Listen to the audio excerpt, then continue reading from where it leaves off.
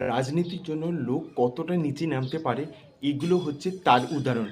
এবার দেখা গেল আমেরিকার ক্ষেত্রে। আমেরিকার এখন ভাইস প্রেসিডেন্ট জেডি ভান্স তাকে ইন্টারভিউতে একটা কোশ্চেন করা হয়েছে যে, "আপনারা এখন বলছেন যে কোনো বাইরে থেকে আসা কোনো পড়ুয়া বা কোনো ইমিগ্রেন্ট অতটা প্রয়োজন আর নেই। তাহলে আপনারা তখন কেন বলেননি? যখন হচ্ছে আপনারা ১ম ইউনিভার্সিটি খোলেন বা আপনার একজন স্ত্রী যে হচ্ছে ইন্ডিয়ানসে বিলং করে এবং সে ইন্ডিয়ার বংশোদ্ভূত এবং সে খ্রিস্টান ধর্ম ফলো করে না। তার ক্ষেত্রে কি বলেন?" তো জেডি ভান্স কি বলছে এখন? জেডি ভান্স বলছে যে, "আমি চাই আমার স্ত্রী যে উষা ভান্স আছে, সে এখন হিন্দু ধর্মে বিশ্বাসী কিন্তু সে খ্রিস্টান ধর্মে বিশ্বাস করুক এবং খ্রিস্টান ধর্ম গ্রহণ করুক, এটা আমি চাই।" এখন বলছে এই জেডি ভান্স, কিন্তু যখন এই ভোটে জেতেনি তার আগে তাকে বহুবার এমন বলতে গেলে দেখা গিয়েছে যে আমার স্ত্রী হচ্ছে একজন ইন্ডিয়ান বংশোদ্ভূত। তো এবং সে হিন্দু কালচারে বিশ্বাসী। তো আমার স্ত্রীর দরুন আমি এখন তো প্রায় ননভেজ খাওয়া ছেড়েই দিয়েছি। আমার বাড়িতে ভেজ রান্না হয় এবং আমি নিজে ইন্ডিয়ান খাবার রান্না করি।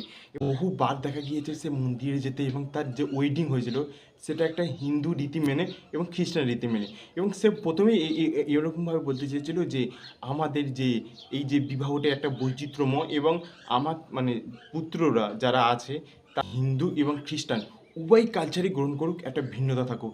এটা ১ম এ বলতে গেছে। কিন্তু এখন যখন আমেরিকার একটা অস্থির পরিস্থিতি চলছে, মানে ডোনাল্ড ট্রাম্প যেকোনো মুহূর্তে নিজের গদি থেকে সরে যেতে পারে। কারণ ওখানে একটা বিরাট খারাপ পরিস্থিতি চলছে এবং আন্দোলন প্রোটেস্ট তো সারাক্ষণ লেগেই আছে।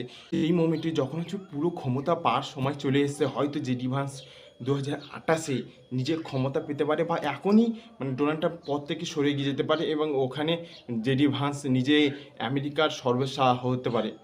উনি সেই মোমেন্টে কী করছে, খ্রিস্টান যারা আছে, যারা খ্রিস্টান সাপোর্টার আছে ওখানে যারা সাপোর্টার আছে মেনলি, তো ডোনাল্ড ট্রাম্পের পার্টি তারা হচ্ছে মূলত খ্রিস্টান ফেদে বিশ্বাসী এবং কট্টর খ্রিস্টান, পুরো আমেরিকাটা খ্রিস্টানি হয়ে যাক এমনই তারা বিশ্বাসী। তাদেরকে খুশি করার জন্য সে নিজের স্ত্রীকেও পর্যন্ত ছেড়ে দিতে দেখা যাচ্ছে এবং এরপরেও ওনার এখন দেখা যাচ্ছে যে অন্য কারোর সঙ্গে অ্যাফেয়ারও খুবই সামনে আসে। তো ১ম এ তুমি সিঁড়িতে ওঠার জন্য কাউকে এরকম মানে ব্যবহার করলে উষা ভান্স যে একজন হিন্দু অ্যা অ্যা ইন্ডিয়ান বংশোদ্ভূত, তাকে দেখা গেছে প্রচুর পরিশ্রম করতে এবং প্রচুর সাপোর্টিভ হতে, এবং যখনই তার স্বামী সাকসেসফুল হয়ে গেল জেডি ভান্স, তখনই উষা ভান্স থেকে সে দূরে সরে যাচ্ছে।